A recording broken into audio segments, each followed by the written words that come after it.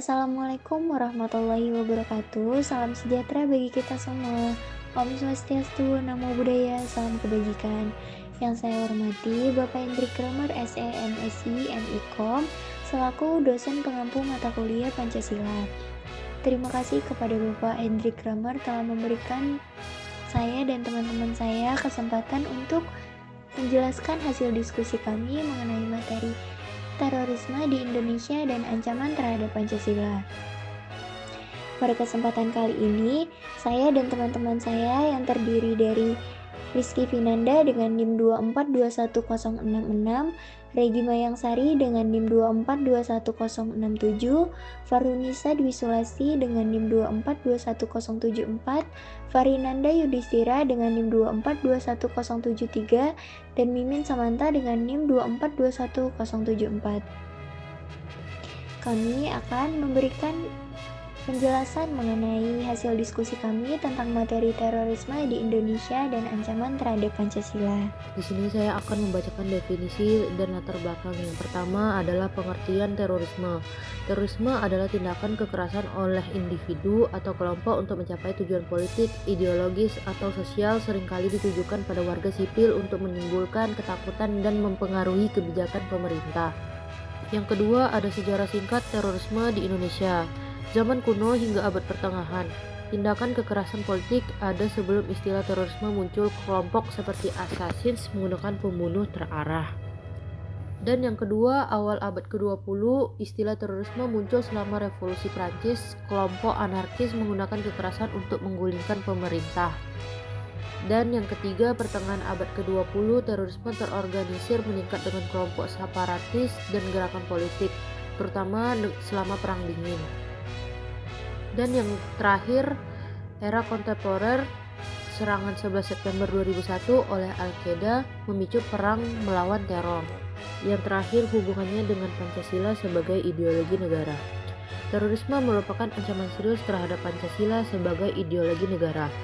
Pancasila memberikan kerangka kerja yang kuat untuk mendorong nilai-nilai toleransi, kemanusiaan, dan keadilan sosial, yang dapat menjadi dasar dalam upaya melawan terorisme dan menciptakan masyarakat yang aman dan harmonis. Untuk slide berikutnya akan dibacakan oleh Rizky Fernanda. Kasus terorisme besar di Indonesia. Yang pertama, bom Bali pada tahun 2002. Serangan bom terbesar di Indonesia yang terjadi pada 12 Oktober 2002 di kawasan Kuta, Bali. 2 bom meledak di Sari Club dan Padis Pub, menewaskan 202 orang, sebagian besar turis asing. Serangan ini dilakukan oleh kelompok Jemaah Islamiyah (JI).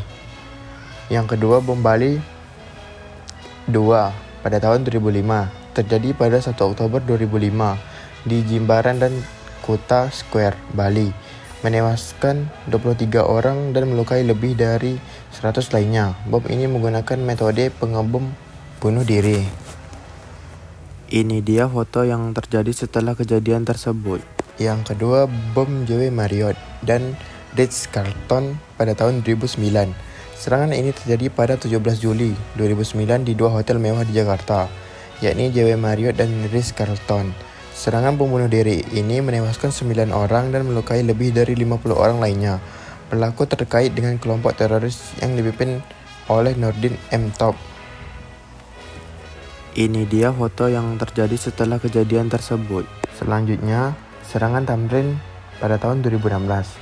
Pada 14 Januari 2016, terjadi serangkaian serangan teror di kawasan Jalan Tamrin, Jakarta. Ledakan bom dan baku tembak berlangsung di sekitar pos polisi dan Starbucks. Serangan ini dilakukan oleh simpatisan ISIS, menewaskan 8 orang, termasuk pelaku, dan melukai lebih dari 20 lainnya. Ini dia foto yang terjadi setelah kejadian tersebut. Yang terakhir ada kasus terbaru. Yang pertama, bom gereja Katedral Makassar pada tahun 2021.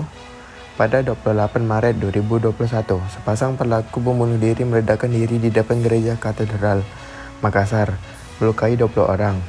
Pelaku terkait kelompok JAD, Jemaah Ansarut Daulah. Yang kedua, penyerang di Mabes Polri 2021. Seorang perempuan bersenjata menyerang Mabes Polri pada 31 Maret 2021. Pelaku merupakan simpatisan ISIS. Ini dia foto yang terjadi setelah kejadian tersebut. Dampak terhadap kehidupan berbangsa, dampak terhadap persatuan. Jika masyarakat saling menghormati dan bekerja sama, perbedaan budaya, agama, atau suku dapat memperkuat persatuan. Konflik antara kelompok atau suku dapat memicu perpecahan seperti diskriminasi, intoleransi, atau separatisme. Hal ini dapat melemahkan integrasi nasional.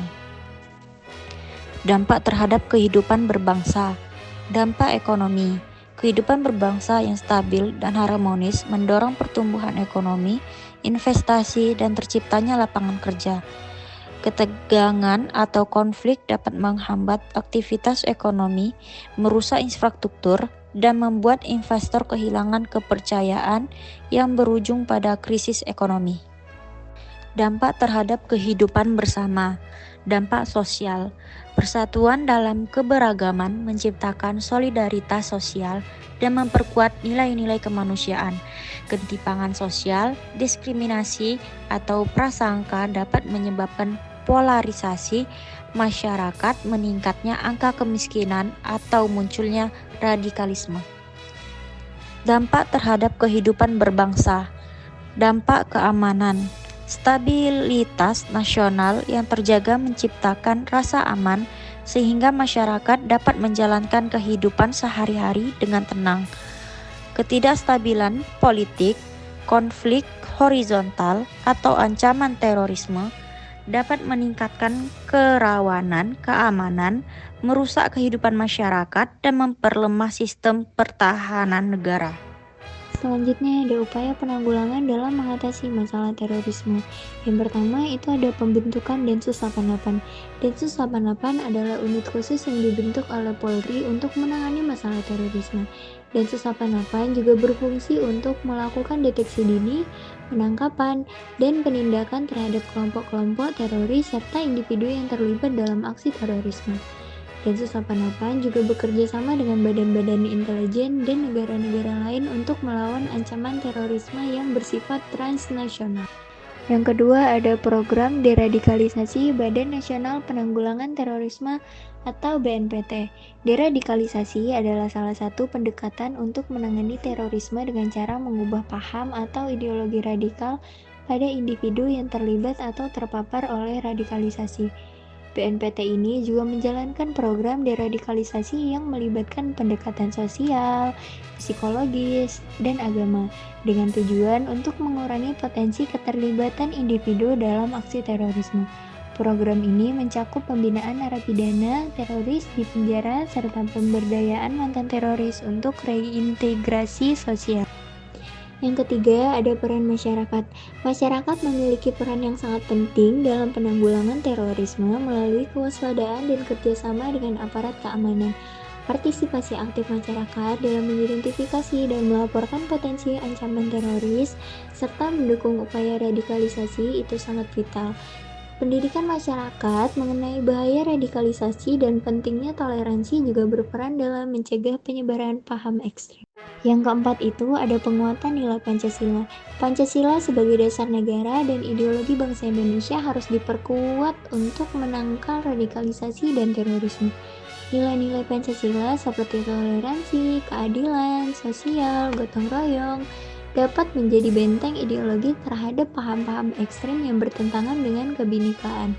Oleh karena itu, penguatan pendidikan Pancasila dan implementasinya dalam kehidupan sehari-hari sangat penting dalam upaya pencegahan terorisme. Kesimpulan pada materi kali ini adalah kesadaran masyarakat yang tinggi, dukungan terhadap nilai-nilai Pancasila, dan partisipasi aktif dalam menjaga keamanan dan ketertiban sangat penting untuk menghadapi ancaman terorisme, serta menciptakan masa depan yang aman dan sejahtera. Pemuda memiliki peran yang besar sebagai agen perubahan dalam mencegah terorisme, antara lain melalui pendidikan, penyebaran informasi, bergabung dalam organisasi sosial, memanfaatkan teknologi, dan menyampaikan pesan perdamaian lewat seni dan kreativitas. Selain itu, pemuda juga diharapkan terlibat dalam dialog antar agama, dan antar budaya untuk memperkuat toleransi. Pancasila sebagai dasar negara menjadi pemersatu bangsa yang majemuk, yang dapat membangun kerukunan, memperkuat persatuan, dan mewujudkan cita-cita bersama. Itu saja yang dapat kami sampaikan. Sekian, terima kasih.